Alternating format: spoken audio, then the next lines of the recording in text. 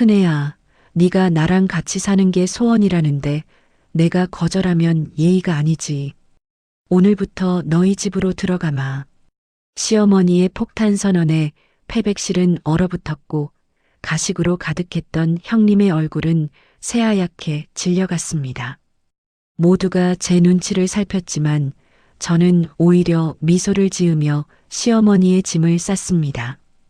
그 누구도 몰랐을 겁니다. 제가 이 순간이 오기만을 얼마나 기다려왔는지를요. 그리고 정확히 이틀 뒤 제 전화기는 비명처럼 울부짖기 시작했습니다. 발신자는 형님이었어요.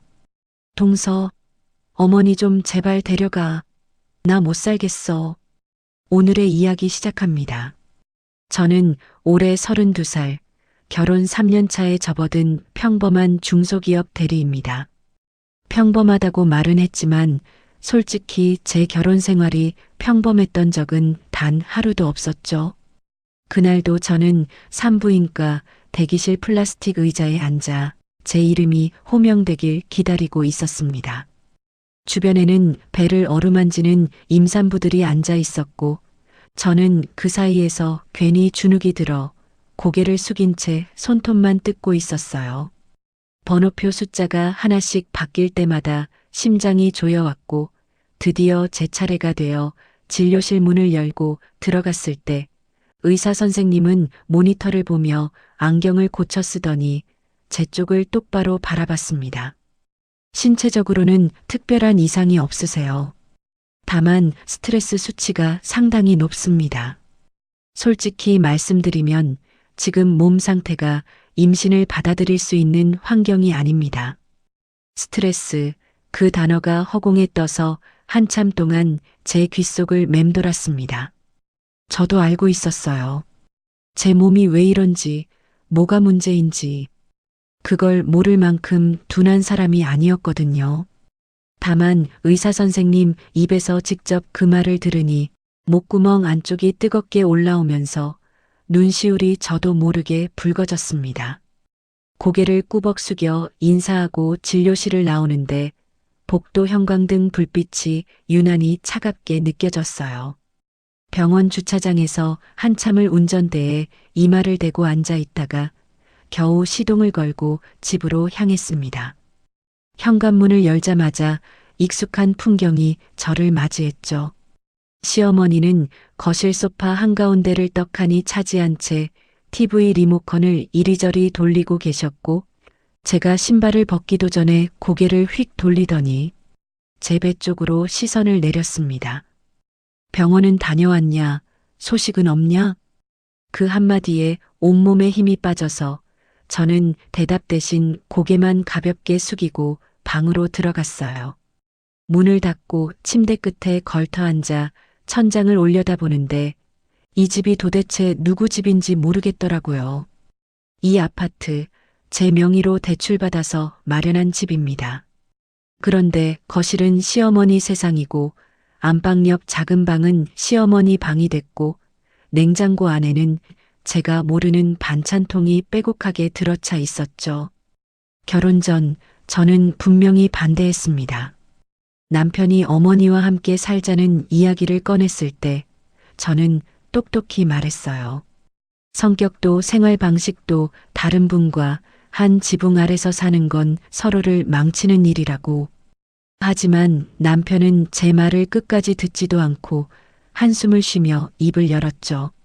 자식된 도리도 모르냐? 어머니 혼자 두는 게 사람이 할 짓이야?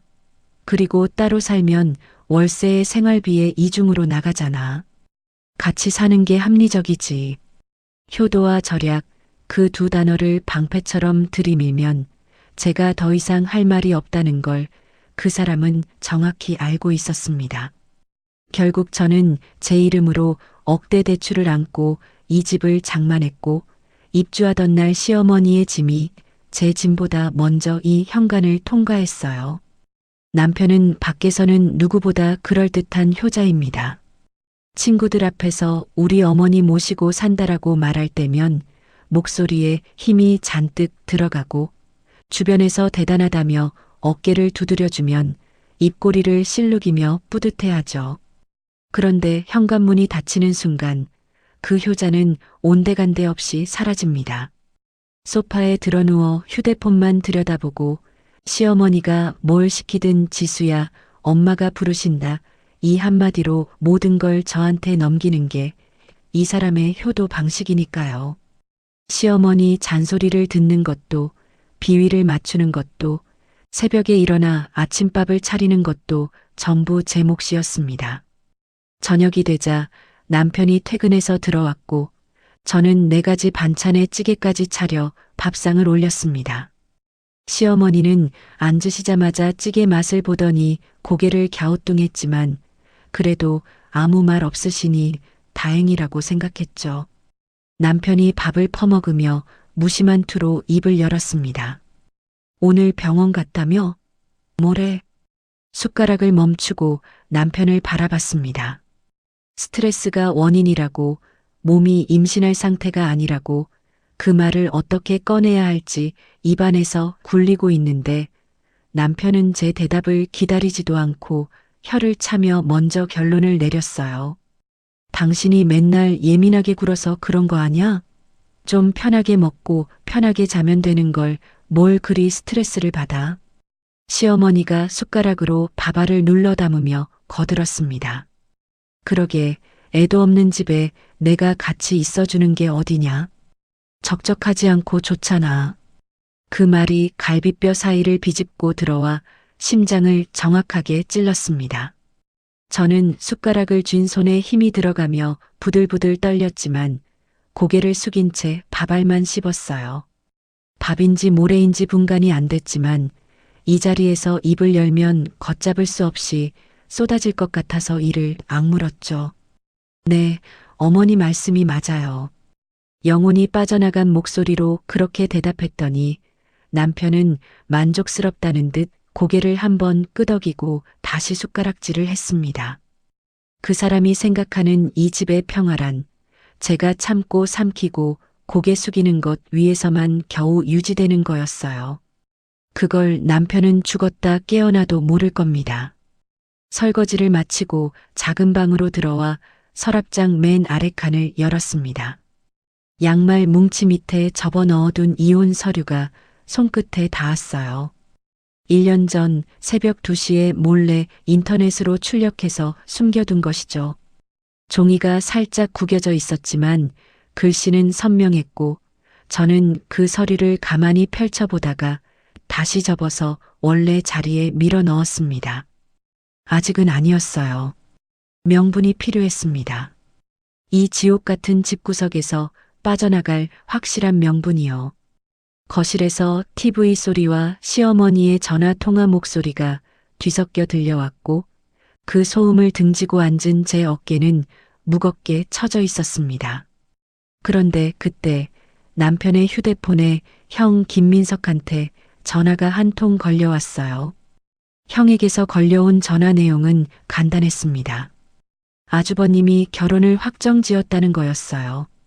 남편은 통화를 끊고 거실로 나가 시어머니한테 소식을 전했고 시어머니는 리모컨을 소파에 탁 내려놓으며 벌떡 일어나셨죠.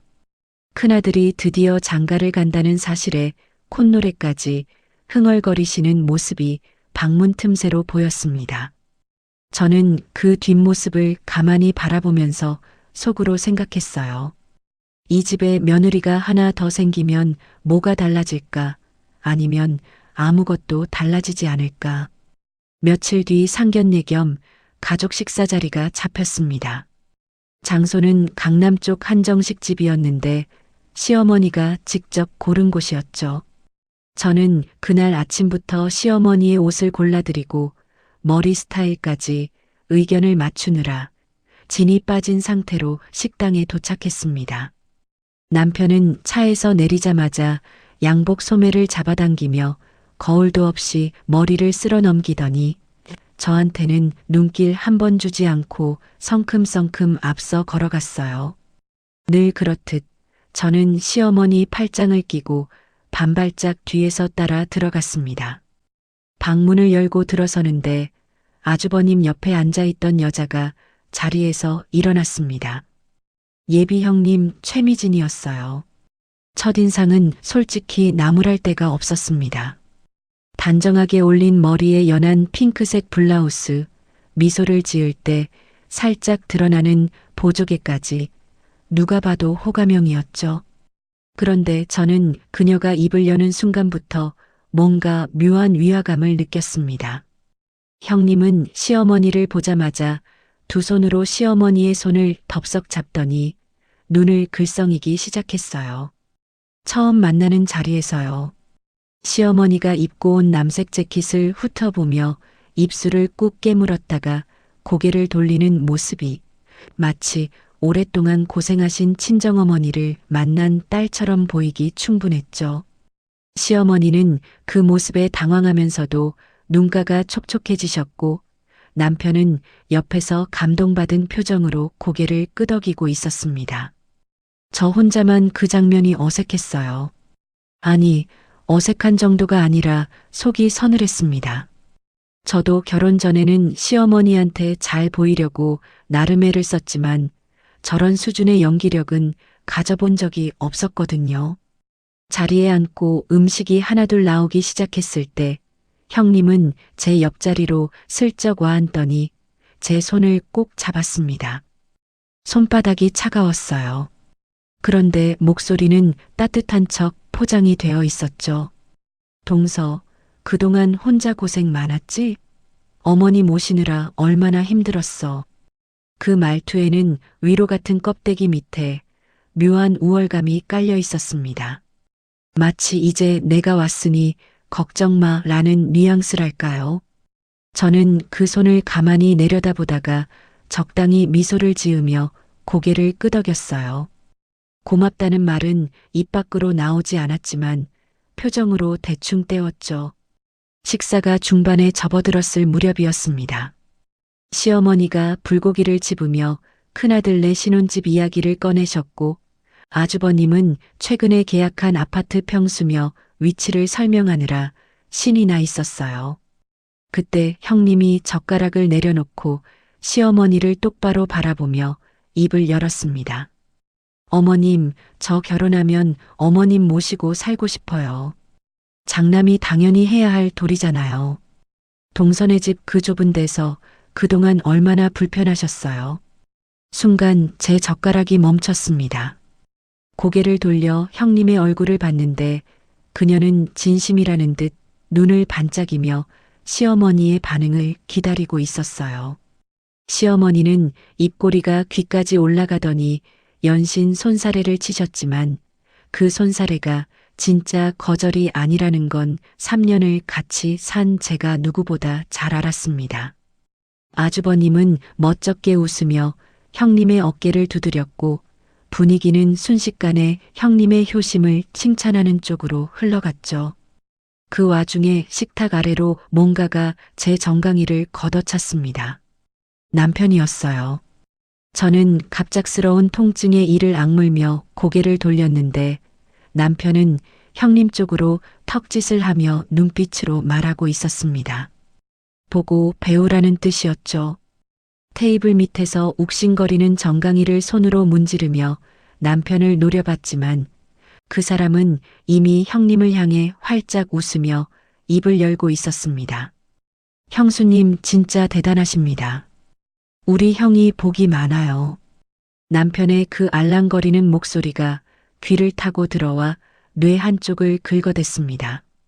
3년 동안 시어머니 수발을 든 사람은 저인데 처음 만나서 입으로만 효도하겠다고 선언한 사람한테 저 난리를 치다니요.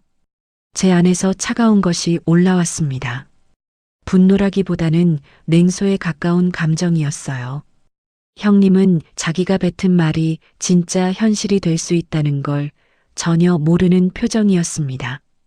연신 입을 가리고 웃으며 시어머니와 눈을 맞추는 모습이 마치 카메라 앞에서 리액션하는 예능인 같았죠. 저는 그 모습을 지그시 바라보다가 속으로 중얼거렸습니다. 그래, 장남이 모시는 게 도리라고 했지. 어디 한번 그 도리라는 거 실컷 해봐라. 디저트가 나올 즈음 저는 적당한 타이밍을 잡아 부드러운 목소리로 형님에게 말했습니다. 형님, 정말 감사합니다. 어머니가 형님 집에 가시면 얼마나 좋아하실지 눈에 선해요. 그 한마디를 던지는 순간 형님의 표정이 찰나만큼 굳어지는 걸 정확히 포착했습니다. 눈꺼풀이 미세하게 떨리고 입꼬리가 살짝 내려앉았다가 다시 올라가는 그 0.1초의 균열을요. 하지만 형님은 금세 미소를 되찾으며 제 손을 다시 잡았고 저도 양손으로 그녀의 손을 감싸며 눈을 맞췄습니다. 밖에서 보면 다정한 동서지간의 화목한 한 장면이었겠지만 그 악수 속에는 서로 다른 계산이 팽팽하게 맞물려 돌아가고 있었죠. 식사가 끝나고 식당 밖으로 나왔을 때 시어머니는 형님의 팔짱을 끼고 주차장까지 함께 걸어가셨습니다. 그 뒷모습을 보는 제 기분이 묘했어요. 서운하다거나 질투가 난다거나 그런 게 절대 아니었습니다. 오히려 가슴 한편이 시원해지는 듯한 오랫동안 막혀있던 하수구에 물이 빠지기 시작하는 것 같은 느낌이었죠. 차에 타자마자 남편이 운전석에 앉은 저를 흘겨보며 한마디 던졌습니다. 형수님 밥만 닮아라, 진짜. 핸들을 움켜쥔 제 손가락이 하얗게 질렸지만 저는 아무 대답도 하지 않았습니다. 대신 룸미러에 비친 제 눈을 가만히 들여다봤어요. 3년 동안 참고 삼키고 고개 숙이기만 하던 그 눈 속에 처음으로 뭔가 단단한 것이 자리를 잡아가고 있었습니다. 그리고 며칠 뒤 아주버님의 결혼식 날짜가 확정됐다는 연락이 왔습니다. 그렇게 결혼식 당일 새벽 5시에 눈이 떠졌습니다. 준비할 게 많아 알람이 울리기도 전에 몸이 먼저 반응한 거였죠. 옆에서는 남편이 이불을 머리끝까지 뒤집어 쓴 채 코를 골고 있었고 저는 조용히 일어나 세수를 하고 부엌으로 향했습니다. 시어머니가 미용실에서 머리를 하고 돌아올 시간에 맞춰 아침상을 차려야 했고 패백 음식이 제대로 준비됐는지 업체에 확인 전화도 돌려야 했거든요. 시어머니는 7시 반쯤 미용실에서 돌아오셨습니다. 올림머리에 한복까지 갖춰 입으신 모습이 어딘가 들뜬 기색이 역력했어요. 현관에서 신발을 벗으시는데 한복 치마가 걸려서 비틀거리셨고 저는 얼른 달려가 팔을 잡아드렸습니다. 시어머니는 제 손을 뿌리치지는 않았지만 고맙다는 말도 없이 거울 앞으로 가서 이리저리 고개를 돌리며 머리를 확인하셨죠. 저는 그 뒤에 서서 혹시 흐트러진 부분이 없나 살피며 핀을 하나 고쳐 꽂아드렸습니다. 식장까지 가는 차 안에서도 저는 정신이 없었어요. 남편은 운전석에서 라디오를 틀고 흥얼거리며 앞만 보고 있었고 시어머니는 뒷좌석에서 지인들에게 전화를 돌리느라 바빴어요. 큰아들 결혼시킨다고 목소리에 힘이 잔뜩 들어가 계셨죠. 식장에 도착하니 이미 하객들이 하나둘 모여들고 있었습니다. 남편은 차에서 내리자마자 양복 단추를 잠그며 축의금 데스크 쪽으로 성큼 걸어갔어요. 거기 서서 아는 사람이 올 때마다 악수하고 어깨를 두드리며 폼을 잡는 게 자기 역할의 전부라고 생각하는 거였죠. 저는 시어머니를 모시고 신부 대기실과 패백실을 오가며 이것저것 체크했습니다. 땀이 등을 타고 흘렀지만 닦을 틈도 없었어요. 시어머니는 하객들 사이를 돌아다니시며 연신 입을 열고 계셨습니다. 목소리가 식장 로비를 쩌렁쩌렁 울릴 정도였죠. 효부 며느리를 얻었다는 이야기를 만나는 사람마다 하셨고 상견례 때 형님이 했던 말을 거의 원문 그대로 옮기시며 자랑을 늘어놓으셨어요. 저는 먼 발치에서 그 모습을 지켜보며 입꼬리를 살짝 끌어올렸습니다. 시어머니가 저 말을 많이 하면 할수록 나중에 형님이 빠져나갈 구멍은 점점 좁아지는 거니까요.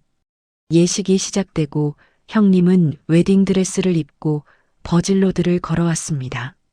하객들의 카메라 플래시가 터지는 가운데 형님은 세상에서 가장 행복한 신부의 표정을 짓고 있었지만 제 눈에는 다른 것이 보였어요.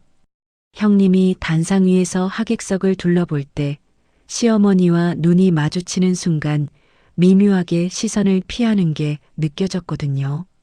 반 발짝씩 뒤로 물러서듯 서는 그 몸짓이 저한테는 아주 선명하게 읽혔습니다. 시어머니가 다가갈 때마다 어깨가 살짝 움츠러드는 것까지요. 저만 아는 장면이었죠.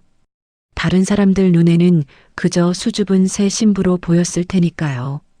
식이 끝나고 가족들만 모이는 패백 시간이 됐습니다. 패백실 문이 닫히고 양가 어른들과 형제들만 남은 공간에서 아주버님은 형님 옆에 서서 어색하게 웃고 있었고 시어머니는 상석에 떡하니 앉아 계셨습니다. 저는 구석 쪽에 서서 패백포를 정리하고 있었는데 시어머니가 갑자기 헛기침을 크게 하시더니 주위를 둘러보며 입을 여셨습니다. 큰애야, 네가 나랑 같이 사는 게 소원이라는데 내가 거절하면 예의가 아니지. 오늘